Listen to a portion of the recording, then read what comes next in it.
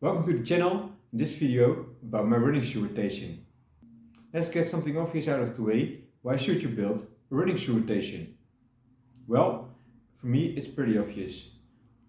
To have different shoes in your rotation while running, it helps to reduce injury risk, especially overuse injury risk. By using the same shoe over and over the same day for daily runs, tempo workouts and long runs, the same load applies on your joints and muscles. If you switch up different running shoes, there's also a different load applied on your muscles, so less risk on overuse injuries. And the other most important aspect for me is to get to know different running shoes and which you like. If you don't know what's available or what you could use for example, tempo runs, race days or your long runs, you always run in the same type of shoe. And I get a pretty good idea of what my favorite running shoes are at the moment. I also zoom in this running shoe rotation on my favorite running shoe of the moment. You won't see my full scope of running shoes because I have too many running shoes, but these are my favorites which I use most often in my rotation.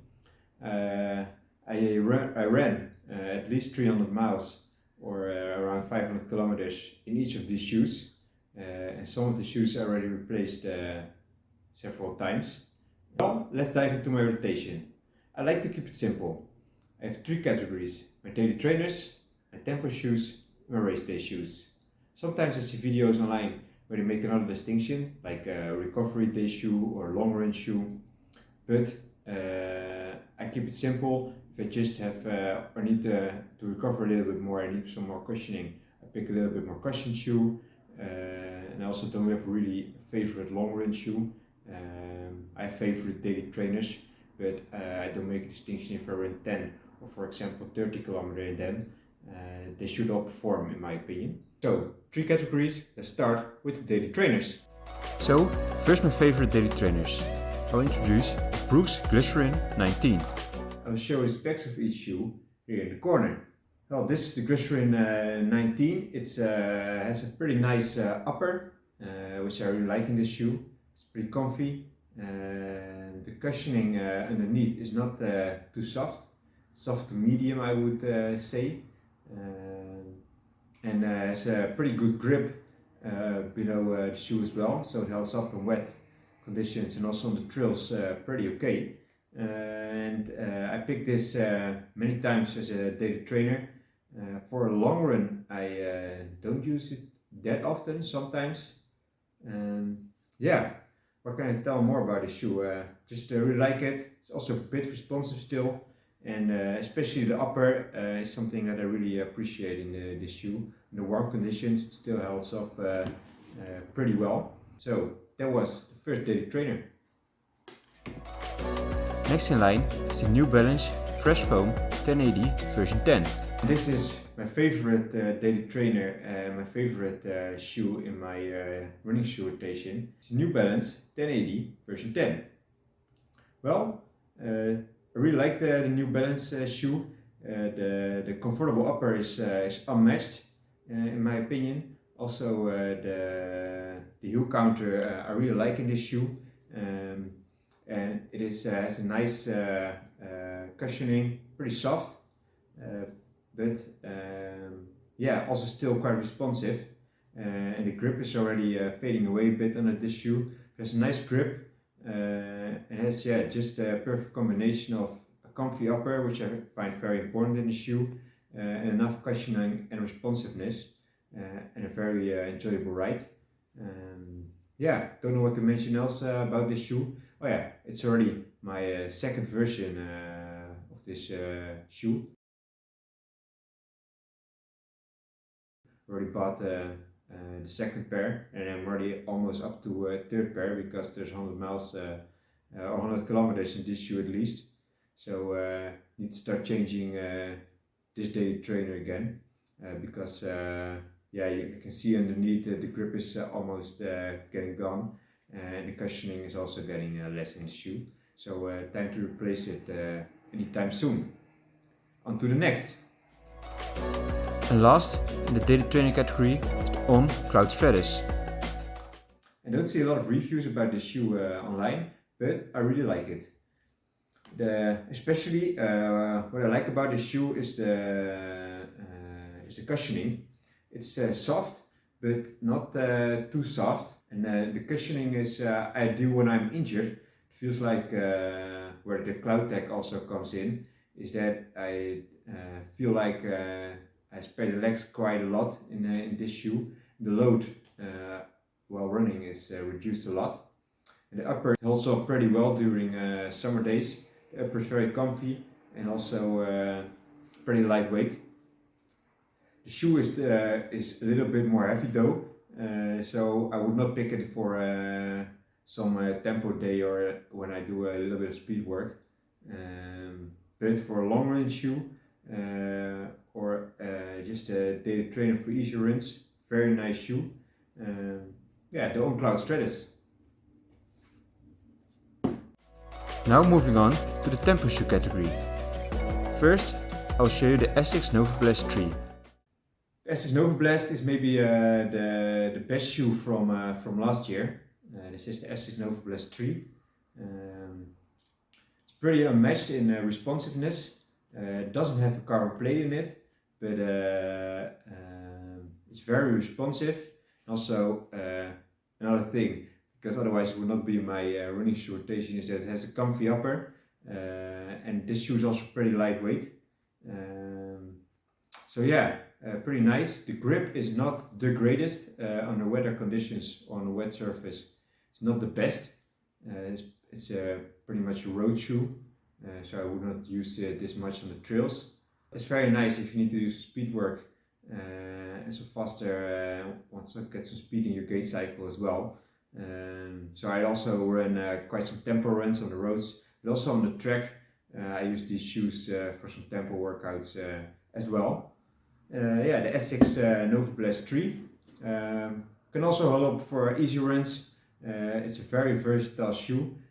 So if you're picking one shoe from this rotation, I would suggest, and you don't have that many shoes, would definitely recommend the Essex Nova Blast 3. Now to the Essex Glide Ride 2. Again, an Essex shoe. Quite some pop in this shoe and responsiveness. It's not too heavy, and I use this one as well for tempo runs. It's not that responsive as the Essex Nova Blast, still pretty responsive. The grip underneath the shoe is pretty good. Again, a good lightweight upper, and it's in the name of this shoe, the Essex Glide Ride. The ride is pretty nice. Also for faster gait cycle, I can use this shoe pretty well in my tempo runs because it's not too heavy. It still has some pop into it. It's also quite stiff for a shoe, so I don't use them that often as an easy running shoe, but more for speedy or even on the tracks. Yeah, therefore the Essex Glide Ride. Don't use race day shoes that much for tempo runs, but I make an exception, and I will tell you why. And last, maybe a bit unexpected in this category, is the Nike Zoom X Vaporfly Next Percent. Also in the tempo run category is namely my Nike Vaporfly Next Percent 2. This is also in my racing shoe category. It has a carbon plate in it, and it's of course a pretty fast shoe, very lightweight.